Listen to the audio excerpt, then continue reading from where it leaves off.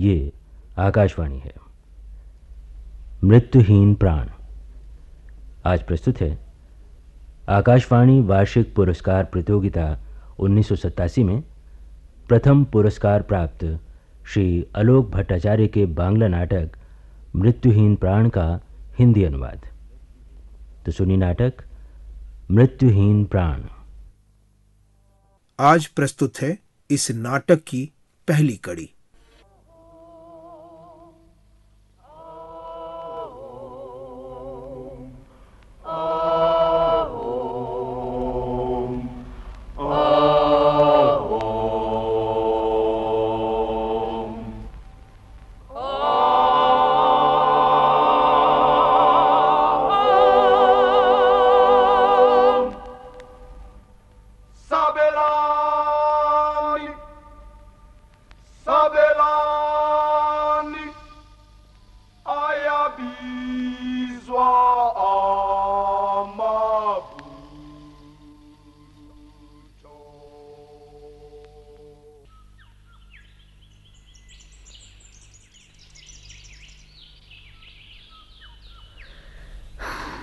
सांझ होती जा रही है। इस पार्क में अकेले अकेले लगता है सचमुच बेंजामिन का सिर फिर गया है। पता नहीं उसकी ऐसी कौन सी गुप्त खबर है जिसे वो मुझसे ही भिजवाना चाहता है। आखिर ये गुप्त खबर हो क्या सकती है? अभी तक किसी का भी कोई पता नहीं और मैं यहाँ झूठ मूठ चली ही जाऊं अब। जिनी। हाँ? जिनी। कौन? बेंच। खामोश। हाँ? आहिस्ता, इधर इस तरफ, लेकिन इस झाड़ी के पीछे। आखिर मामला क्या है बेंच? इतना छिपा, मुझे तो डर लगने लगा है। तुम्हारे डरने की कोई बात नहीं है जिनी। हमारे यहाँ पहुंचने की खबर पुलिस को पहले लग गई है, इसलिए प्रोग्राम में कुछ चेंज करने पड़े हैं। बेंच, डर सिर्फ मेरे लिए ही नहीं तुम्हारे लिए भी है। उस तरफ, उधर, जरा आगे। जिनी। हाँ? तुम फौरन उस बेंच पर जाकर बैठ जाओ। अच्छा। हाँ। जुड़ू, भाई बात क्या है? इसी पार्क के पश्चिम वाले गेट की बाईं ओर उनकी मीटिंग होने की बात है। वक्त शाम के 4 बजे का था, पर अब तो सांझ हो चुकी है। कहीं कोई एक भी बदमाश नजर नहीं आया। सर, फिलिप्स ने कहीं हमें गलत इंफॉर्मेशन तो नहीं दी? नहीं, फिलिप्स गलत इंफॉर्मेशन देने वाला आदमी नहीं है। मुझे लगता है जुडू, हमें जो इंफॉर्मेशन मिली है शायद उसकी भनक उन्हें पहले ही लग चुकी है। सच, इन्हें गिने कुछ काले कुत्तों पर अभी तक हम काबू नहीं पा सके हैं। It is disgraceful on our part. उस बेंच पर कौन बैठा है? कोई लड़की है शायद। क्यों? हाँ, वही तो देख रहा हूं। हाँ, बड़ी हिम्मत वाली मालूम पड़ती है छोकरी। ए लड़की, यहाँ अकेली क्या कर रही हो? लुक छिपकर कुछ प्यार मोहब्बत करने आई हो शायद। हाँ, नहीं, मतलब यूं ही जरा घूमने आई थी। बस मैं घर ही जा रही हूँ। ठहरो। हाँ? कितनी देर से तुम यहाँ बैठी? जी बस थोड़ी देर से, मतलब सांझ से। सांझ से? बस जी थोड़ी देर से। और अब इस सांझ ठेले तक? जी मैं घर जा रही हूँ। तुमने यहाँ कोई मीटिंग होती देखी है? मीटिंग? नहीं तो नहीं देखी। मीटिंग मतलब ऐसी कोई खास बात नहीं है, कुछ लुच्चे लफंगे छोकरों की जमात, और क्या। नहीं, ऐसा मैंने कुछ भी नहीं देखा यहाँ। अच्छा, तो अब मैं चलूं? हाँ, जाओगी? जी। जाओगी क्यों नहीं। अच्छा, क्या तुम कॉलेज में पढ़ती हो? जी हाँ। कविताएं पढ़ती हो? मान लो जैसे बेंजामिन मौलाइश की कविताएं पढ़ती हो? हाँ, पढ़ती हूँ। बहुतेरे पढ़ते हैं, बहुत ही अच्छा लिखते हैं। उसे जानती भी हो? बेंजामिन को? अब बेंजामिन को भला जानूंगी कैसे? वो ऐसा कोई खास रेप्यूटेड कवि नहीं है शायद। अच्छा, तो अब मैं चलूं? हाँ, जाओ। मिस्टर टॉमसन, बेंजामिन मॉलेज क्या बहुत ही डेंजरस एलिमेंट है? आदमी के हिसाब से डेंजरस है कि नहीं मालूम, बट हिज पेन, उसकी कलम बंदूक से भी ज्यादा खौफनाक है। और कविताएं तो जबरदस्त खतरनाक। ओह,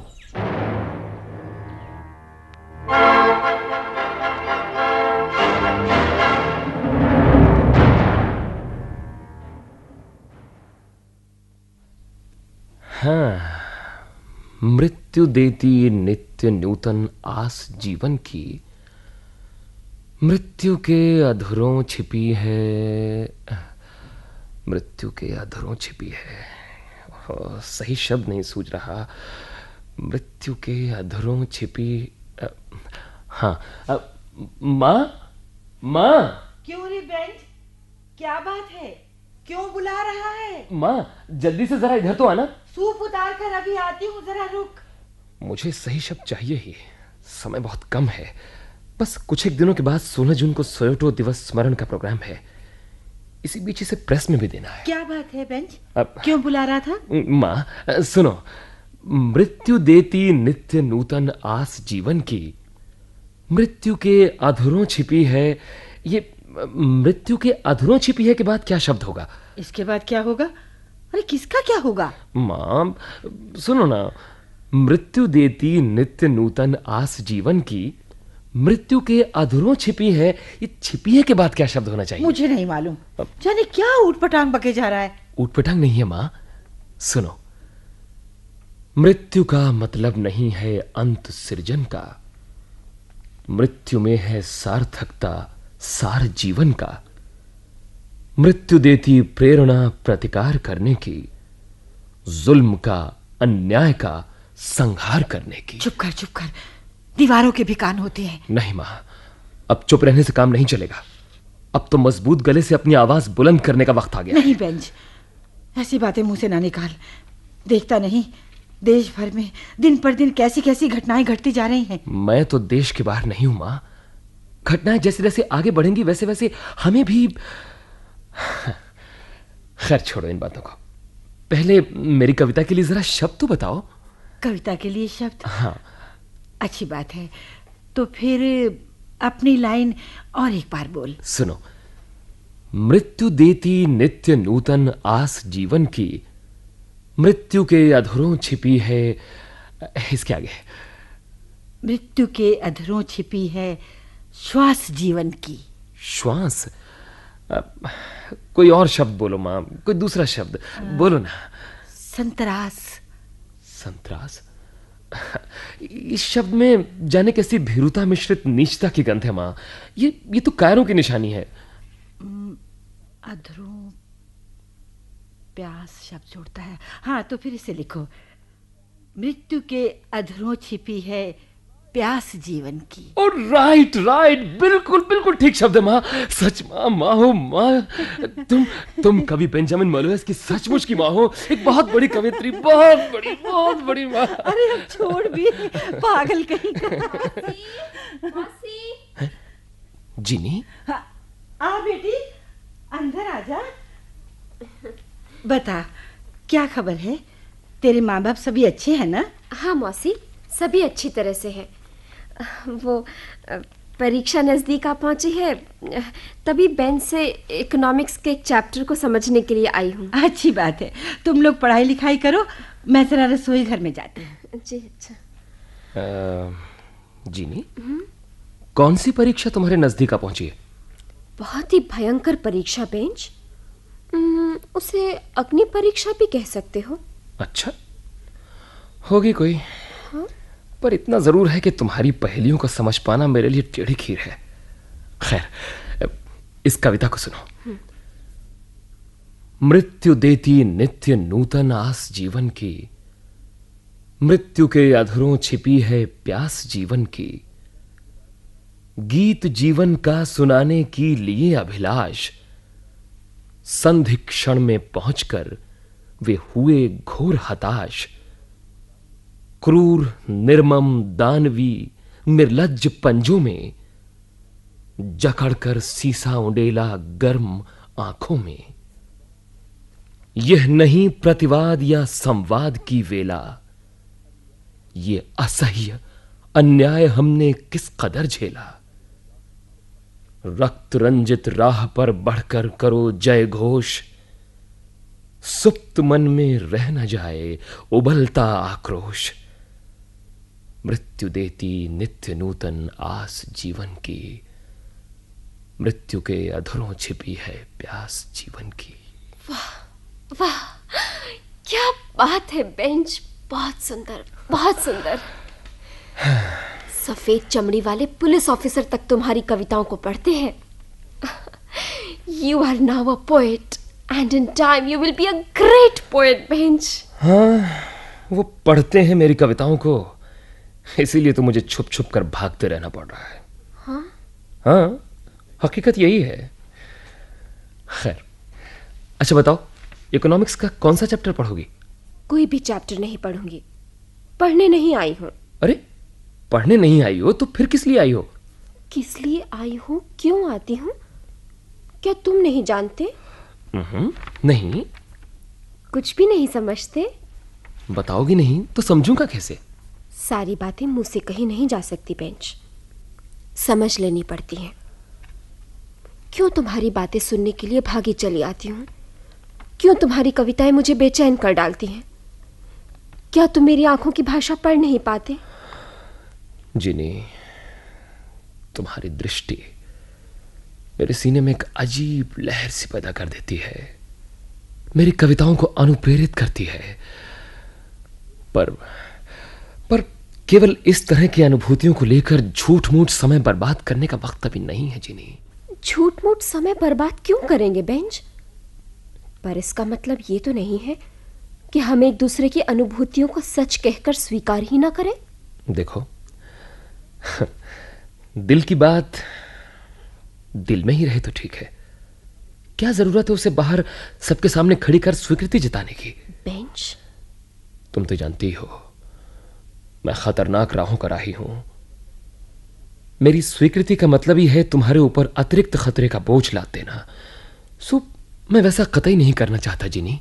बेंच, तुम्हारे लिए डर से दिन रात मेरा कलेजा कांपता रहता है।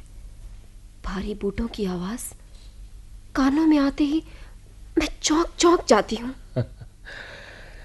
मेरे लिए तुम्हारी छाती डर से कांपती है, तभी तो मेरा सीना हिम्मत से फूल उठता है जिनी। जरा सावधानी के साथ चला फिरा करो, भेड़िए तुम्हारे चारों ओर चक्कर काट रहे हैं। तुम ही तो मेरी आंखें हो बेंच, तुम्हें अगर कुछ हो गया तो मैं बिल्कुल अंधी हो जाऊंगी, मैं बिल्कुल अंधी हो जाऊंगी बेंच। जिनी हाथ छोड़ो, शायद माँ आ रही हैं। अच्छा, तो मैं जा रही हूँ। मौसी, अब मैं चलती हूँ। लिखाई पढ़ाई हो गई? हाँ हाँ हाँ मौसी, हो गई। अरे, थोड़ी चाय तो पी कर जा। नहीं, आज रहने दो मौसी, कुछ जल्दी में हूँ, मैं चलती हूँ। बड़ी प्यारी लड़की है।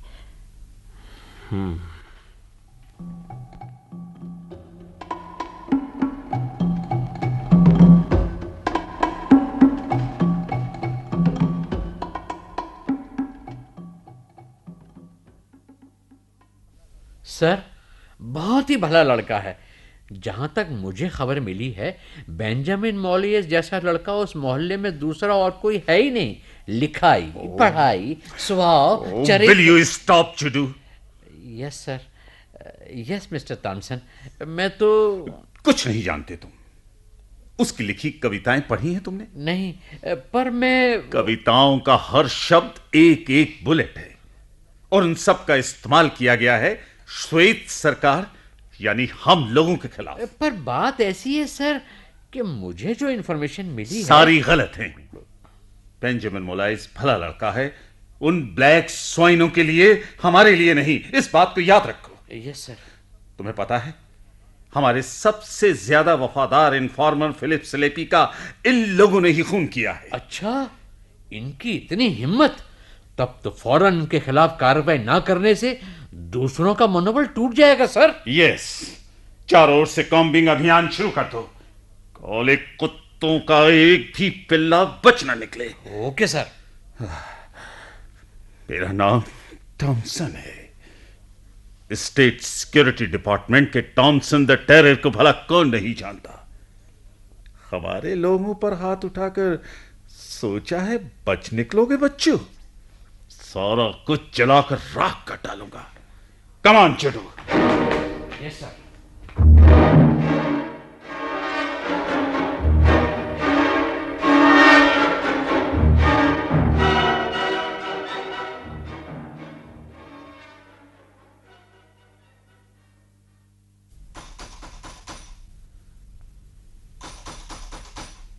जेम्स, इतनी रात में भला कौन आया होगा?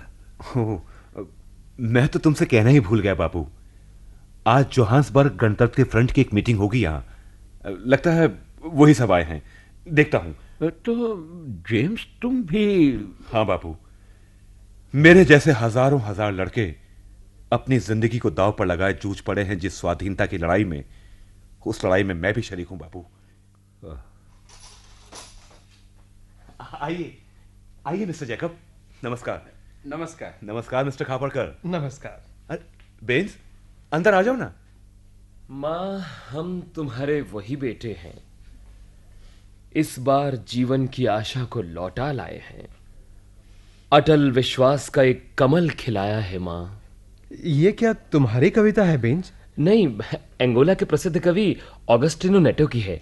अरे तुमसे परिचय तो करवा दूं। ये मेरे पिता मिस्टर जोसेफ पिस्से हैं और आप हैं हमारे संगठन शाखा के नेता टॉम्स जैकब। नमस्कार। नमस्कार। और आप रॉबिन खापड़कर हैं। इनके जिम्मे ही नाटाल प्रदेश का नेतृत्व है। नमस्कार। नमस्कार। खापड़कर माने भारतीय वंश के? हाँ बापू, ये भारतीय वंशोद्भूत हैं। अच्छा अच्छा, बैठिए आप लोग, बैठिए। बापू जी, बेंजामिन को तो तुम जानते ही हो। अरे इससे भला नहीं जानूंगा मैं, अच्छी तरह से जानता हूँ।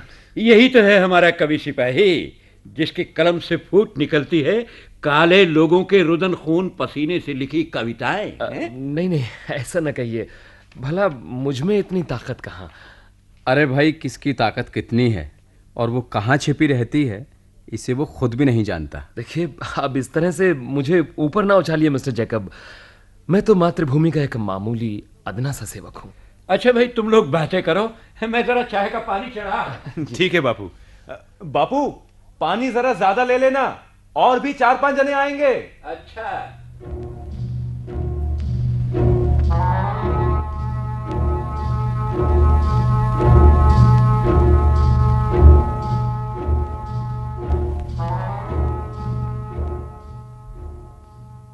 आज भी नहीं आया बेंच। आज 5 दिन होने को आए और बेटे को घर लौटने की फिक्र तक नहीं। इधर शहर भर में पुलिस वालों ने उथल पुथल मचा रखी है। ईश्वर जाने बेंच क्या। मौसी, हाँ? मौसी। जिन्नी, आओ बेटी, आओ, इस कमरे में चलो। आओ, बैठो। बेंच की कोई खबर मिली मौसी? अरे मुझे कैसे खबर मिलेगी बेटी, मैं तो तेरे भरोसे ही बैठी हूँ। कोई खबर मिली? मुझे तो कोई खबर नहीं मिली। पर क्या? न जाने वो जो। जिनी, बता बेटी, क्या खबर है मेरे लाल की? बेंच कहाँ है, कैसा है? ऐसी कोई बात नहीं है मौसी, जरूर ठीक ठाक ही होगा। वो एक मीटिंग? किसकी मीटिंग? अफ्रीकन नेशनल कांग्रेस की गुप्त शाखा की एक मीटिंग है। शायद बेंच वहीं गया होगा। ये मीटिंग कहाँ है? अब ये तो नहीं मालूम मुझे मौसी। मीटिंग, गुप्त समिति। हाँ। इधर उस पुलिस जासूस फिलिप्स के खून होने के बाद से भेड़ियों की नजरें चारों ओर घूम रही हैं। पता नहीं मेरा बच्चा कहाँ होगा, कैसा होगा। जरूर अच्छा होगा, ठीक होगा मौसी, निश्चित रूप से सही सलामत होगा। उसे कुछ नहीं हो सकता, उसका कोई भी कुछ नहीं बिगाड़ सकता। जरूर अच्छी तरह से होगा, जरूर राजी खुशी होगा, है ना मौसी? तुम ठीक कहती हो बेटी, मेरा बेंच जरूर राजी खुशी है, राजी खुशी ही रहेगा। हाँ।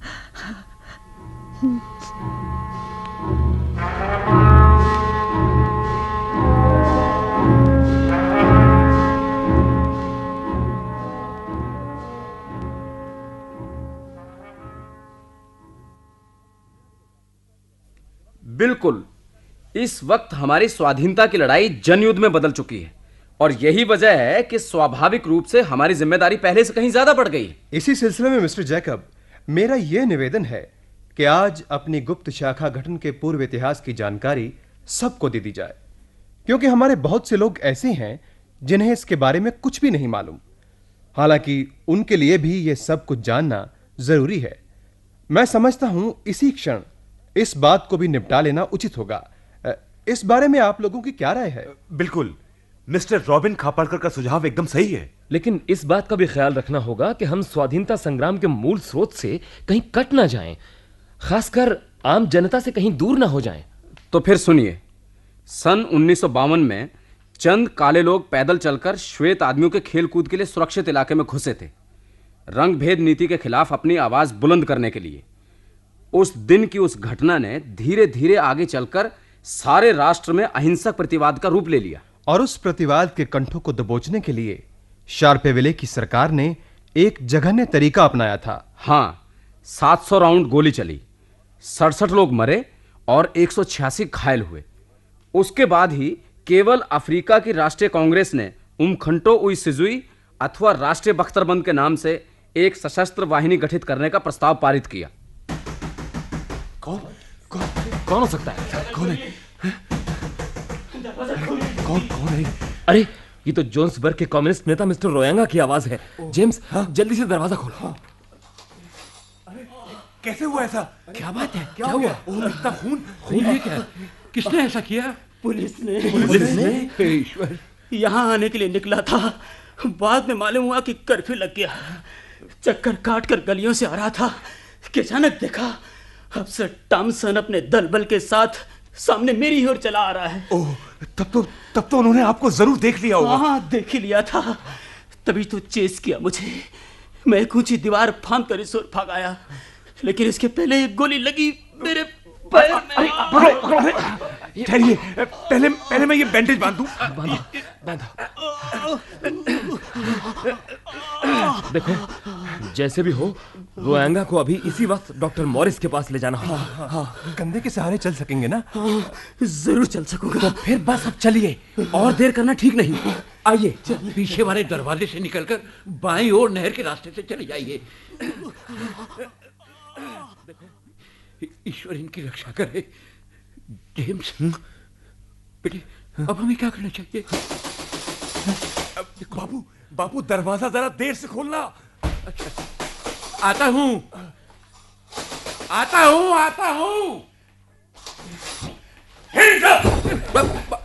आप लोग जुड़ो, अंदर देखो, जल्दी, क्विक!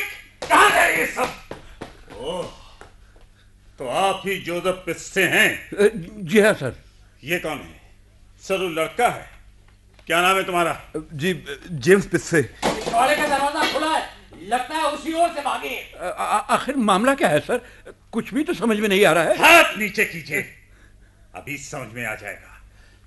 बताइए, अभी पैरों में गोली खाकर जो छोकरा आया था कहां गया? यहाँ तो कोई भी नहीं आया सर। Shut up! झूठा कहीं का। किधर है वो शैतान? नहीं सर, उस तरफ कोई नहीं है। मैं सच कह रहा हूं सर, यहाँ कोई नहीं है। मैं भी तो सच ही जानना चाहता हूं। तुम्हारे दोस्त के खून के दागों ने हमें ठीक जगह पर पहुंचा दिया। मिल गया सर। क्या मिल गया? जख्म पर पट्टी नहीं बांधी गई है, ये रही खून में सनी रुई। तभी खून के दाग और पीछे की ओर दिखाई नहीं पड़ रहे। You are right। सर, इसके अलावा इस कमरे में इन दोनों को छोड़कर और भी कम से कम 5 जने थे।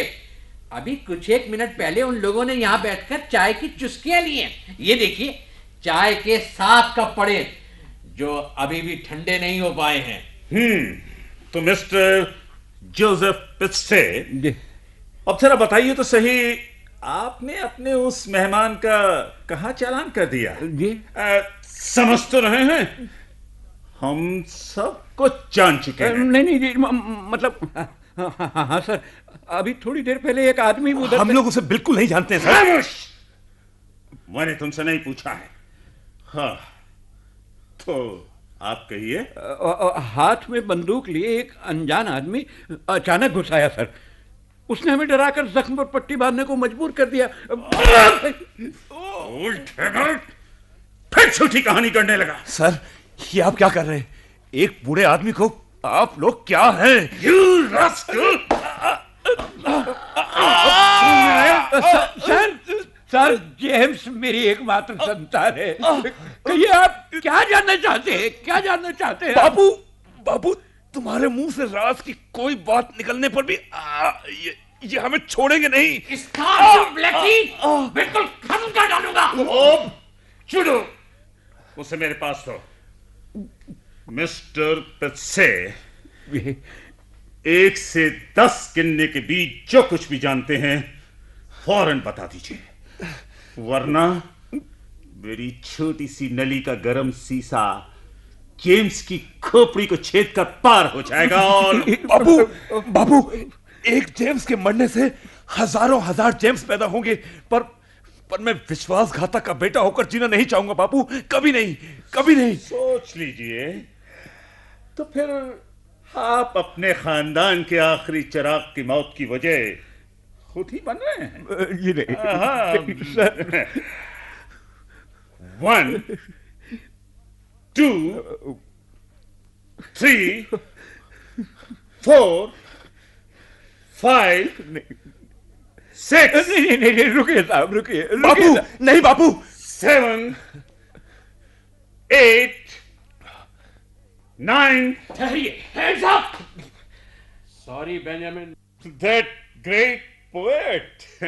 I see. बिल्कुल नहीं हिलना, वरना गोली मार दूंगा। बस रहने दीजिए, ज्यादा बहादुरी न दिखाइए। टेनरी में कच्ची चमड़ी बदन पर लपेट कर पड़ा था और देख रहा था इन 2 बेगुनाह इंसानों पर की जाने वाली आप लोगों की ज्यादती की उछल कूद। खैर, छोड़ दीजिए इन लोगों को। जो कुछ भी आप जानना चाहते हैं मैं बता रहा हूं आपको। जरूर आप ही तो बताएंगे, पर हां, सीधे सादे शब्दों में कहिएगा, कविता में नहीं। हमें ये सब पसंद नहीं है। अब आपको हमारे साथ सरकारी मेहमान होकर जाना होगा। Judu, yes sir. जरा अच्छी तरह से सावधानी के साथ लेकर जाना। He is dangerous. Yes sir.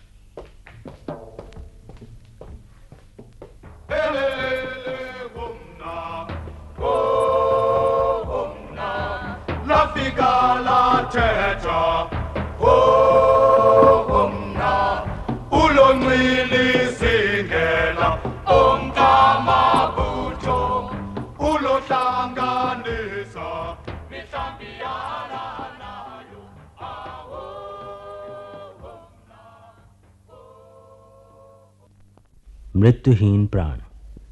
अभी आपने आकाशवाणी वार्षिक पुरस्कार प्रतियोगिता 1987 में प्रथम पुरस्कार प्राप्त श्री आलोक भट्टाचार्य के बांग्ला नाटक मृत्युहीन प्राण का ये हिंदी अनुवाद सुना। हिंदी अनुवाद श्री दीप नारायण मिठौलिया ने किया। निर्देशक थे सुदर्शन कुमार। प्रस्तुतिकरण सहायक प्रकाश चंद जैन। नाटक में भाग लेने वाले कलाकार थे सर्वश्री नीरज शर्मा, के.एस. पंवार, बी.एल. टंडन, सुरेंद्र वर्मा, भारत रत्न भार्गव, अभय भार्गव, मंगत राम, राजेंद्र नौटियाल, प्रमोद कौल, कमला कुमारी चोपड़ा और सीमा बर्मन। कल इसी समय इस नाटक की दूसरी और अंतिम कड़ी प्रसारित की जाएगी। केंद्रीय नाटक एकांश के लिए तैयार किए गए इस नाटक को आकाशवाणी के दिल्ली केंद्र से प्रसारित किया गया।